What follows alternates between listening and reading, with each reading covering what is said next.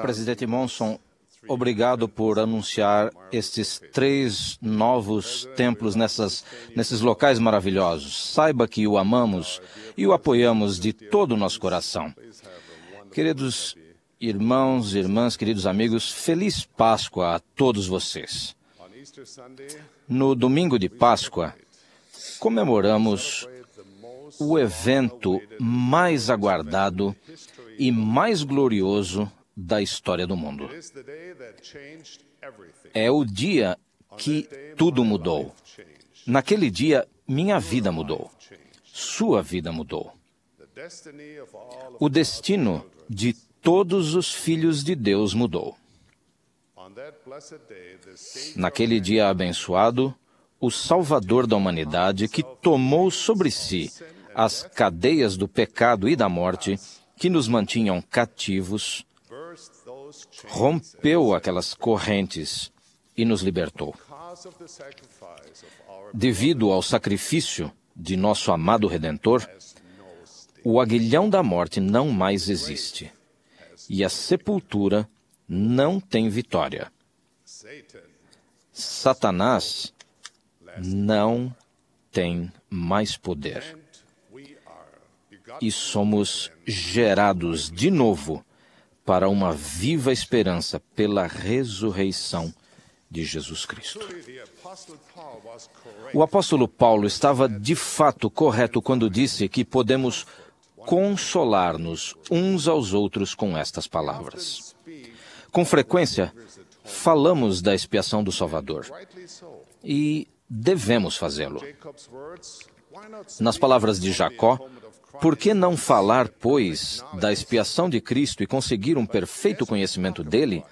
Mas quando falamos de Cristo, regozijamo-nos em Cristo, pregamos a Cristo e profetizamos de Cristo, em qualquer oportunidade, jamais devemos perder o senso de reverência e profunda gratidão pelo sacrifício eterno do Filho de Deus. A expiação do Salvador não pode ser algo banal em nossos ensinamentos, nossas conversas, nem em nosso coração. A expiação é sagrada e santa, pois foi por meio desse grande e último sacrifício que Jesus, o Cristo, trouxe a salvação a todos os que acreditarem em seu nome. Maravilho-me ao pensar que o Filho de Deus aceitou salvar-nos, tão imperfeitos, impuros, propensos ao erro e ingratos como frequentemente somos. Tenho procurado compreender a expiação do Salvador com minha mente finita. E a única explicação que encontro é: Deus nos ama profunda, perfeita e eternamente. Não consigo sequer começar a compreender a largura e o comprimento e a altura e a profundidade do amor de Cristo. Uma poderosa expressão desse amor é o que as Escrituras com frequência chamam de a graça de Deus. O auxílio divino e a investidura de poder por meio dos quais passamos de seres falhos e limitados que somos agora, a seres exaltados de verdade e luz, até sermos glorificados na verdade e conhecermos todas as coisas. Essa graça de Deus é algo maravilhoso. Contudo, ela é frequentemente mal compreendida. No entanto, devemos conhecer a graça de Deus se pretendemos herdar o que foi preparado para nós em seu reino eterno. Por esse motivo, desejo falar sobre a graça. Em particular, primeiro, como a graça destranca os portões do céu e, segundo, como ela abre as janelas do céu. Primeiro, a graça destranca os portões do céu. Porque todos pecamos e estamos destituídos da glória de Deus, e porque nenhuma coisa impura pode entrar no reino de Deus, todos nós somos indignos de retornar à presença de Deus. Ainda que servíssemos a Deus com toda a nossa alma, não seria suficiente, pois ainda seríamos servos inúteis. Não podemos simplesmente merecer o céu. Os requisitos da justiça são uma barreira que somos incapazes de superar por nós mesmos. Mas nem tudo está perdido. A graça de Deus é nossa grande e eterna esperança. Por meio do sacrifício de Jesus Cristo, o plano de misericórdia satisfaz os requisitos da justiça e proporciona aos homens meios para que tenham fé para o arrependimento. Nossos pecados, mesmo que sejam como a escarlata, podem se tornar brancos como a neve. Como nosso Salvador deu a si mesmo em preço de redenção por todos, proveu-se uma entrada para nós em seu reino eterno. O portão está destrancado. Mas a graça de Deus não nos restaura simplesmente ao nosso estado inocente anterior. Se a salvação significa apenas apagar nossos erros e pecados, então ela, por mais maravilhosa que seja, não satisfaz as aspirações do Pai para nós. Ele tem um propósito muito mais elevado. Ele quer que seus filhos se tornem como ele. Com o dom da graça, o caminho do discipulado não nos faz retroceder, ele nos eleva. Ele leva a alturas que mal podemos compreender, leva à exaltação no reino celestial de nosso Pai eterno, onde nós, juntos de nossos entes queridos, recebemos de sua plenitude e de sua glória. Todas as coisas são nossas e nós somos de Cristo. Na verdade, tudo o que o Pai possui nos será dado. Para herdarmos essa glória, precisamos fazer mais do que destrancar o portão. Precisamos entrar por esse portão, com um desejo sincero de mudar. Uma mudança tão significativa que as Escrituras a descrevem como nascer de novo. Sim, nascer de Deus, mudados de nosso estado carnal e decaído para um estado de retidão, sendo redimidos por Deus, tornando-nos seus filhos e filhas.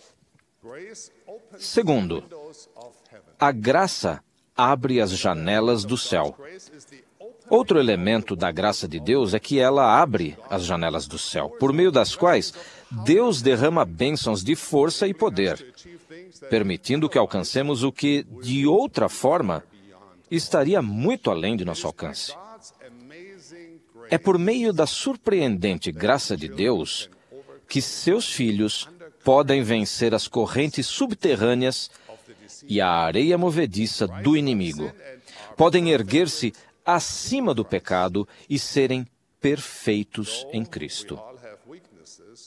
Embora todos tenhamos fraquezas, podemos superá-las. É de fato pela graça de Deus que, se nos humilharmos e tivermos fé, as coisas fracas se tornarão fortes. Durante toda a nossa vida, a graça de Deus confere bênçãos materiais e dons espirituais que magnificam nossas habilidades e enriquecem nossa vida. Sua graça nos refina. Sua graça nos ajuda a transformar no melhor de nós. Na Bíblia, lemos sobre a visita de Cristo à casa de Simão, o fariseu.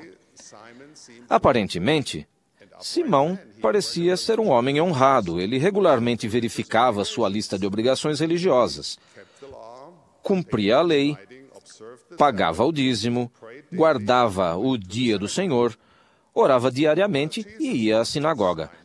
Mas quando Jesus estava com Simão, surgiu uma mulher que lavou os pés do Salvador com as próprias lágrimas e ungiu-lhe os pés com óleo de qualidade.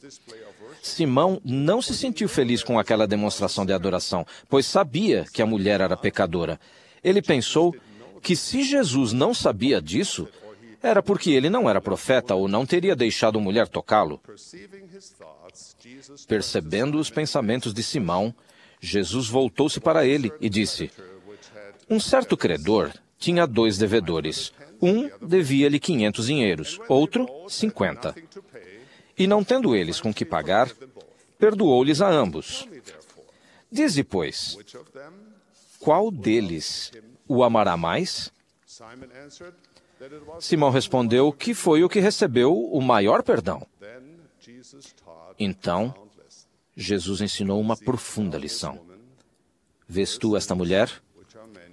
Seus muitos pecados lhe são perdoados, porque muito amou. Mas aquele a quem pouco é perdoado, pouco ama. A qual dessas 2 pessoas somos mais semelhantes? Somos como Simão? Estamos confiantes e confortáveis com nossos feitos, confiando em nossa retidão? Estamos talvez um pouco impacientes com aqueles que não vivem de acordo com nossos padrões?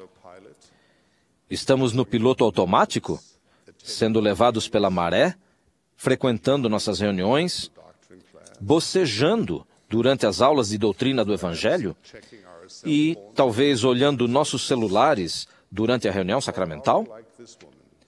Ou somos como aquela mulher que se sentia completamente perdida devido ao pecado?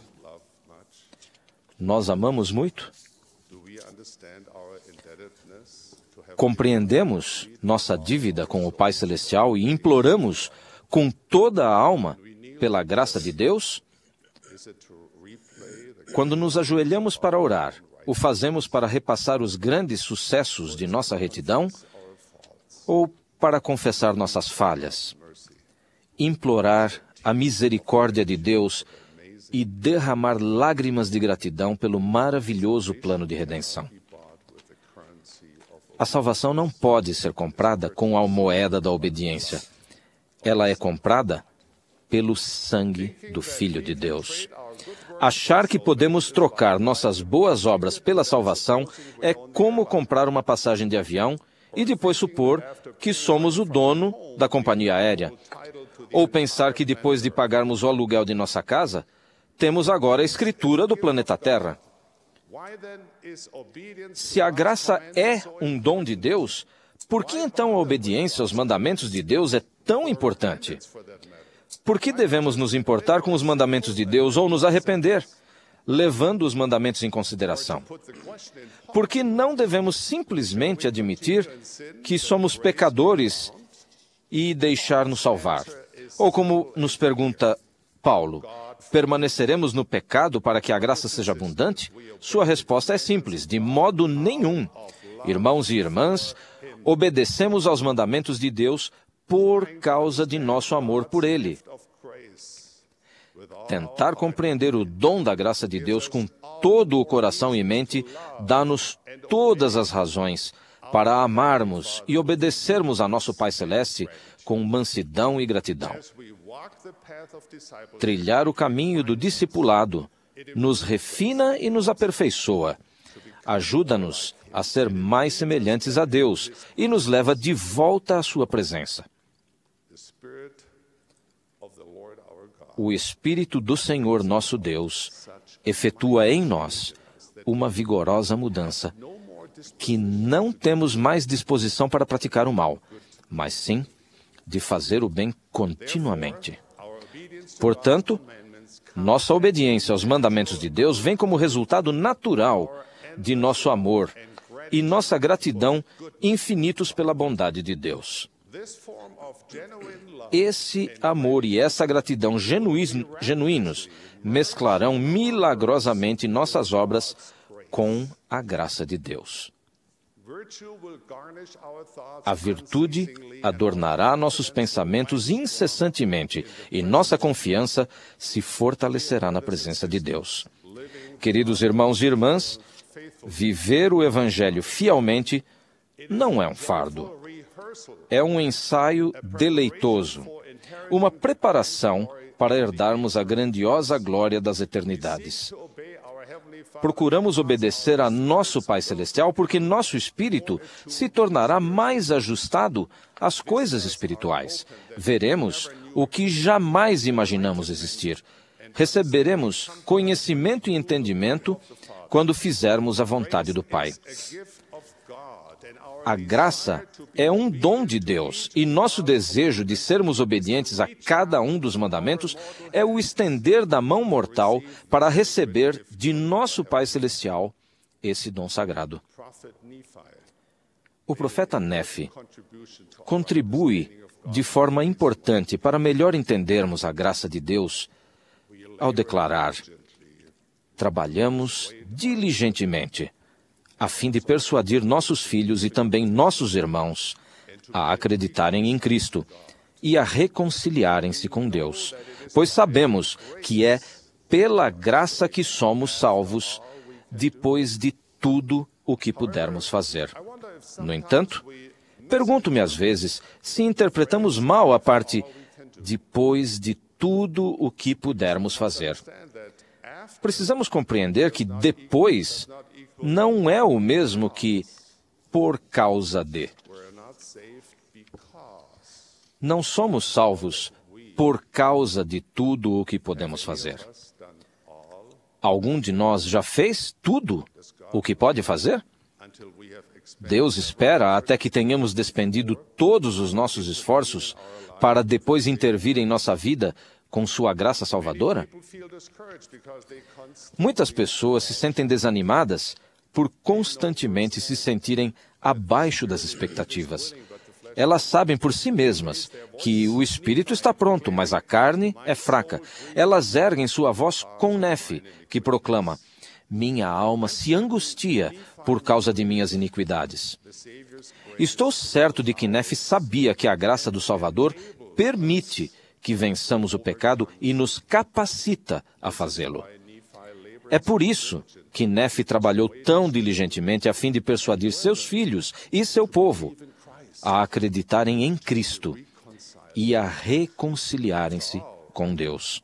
Afinal, é isso o que podemos fazer. E é essa nossa tarefa na mortalidade. Quando penso no que o Salvador fez por nós, pouco antes do primeiro domingo de Páscoa, tenho o desejo de erguer a voz e gritar louvores ao Deus Todo-Poderoso e a seu Filho, Jesus Cristo. Os portões do céu estão destrancados. As janelas do céu estão abertas. Hoje e sempre, a graça de Deus está à disposição de todos, cujo coração está quebrantado e o espírito contrito. Jesus Cristo abriu o caminho para nos elevarmos a alturas inimagináveis à mente mortal. Oro para que vejamos com novos olhos e com um novo coração o significado eterno do sacrifício expiatório do Salvador. Oro para que demonstremos nosso amor a Deus e nossa gratidão pelo dom da infinita graça de Deus, guardando seus mandamentos e alegremente andando nós também em novidade de vida. No sagrado nome de nosso Mestre e Redentor, em nome de Jesus Cristo. Amém.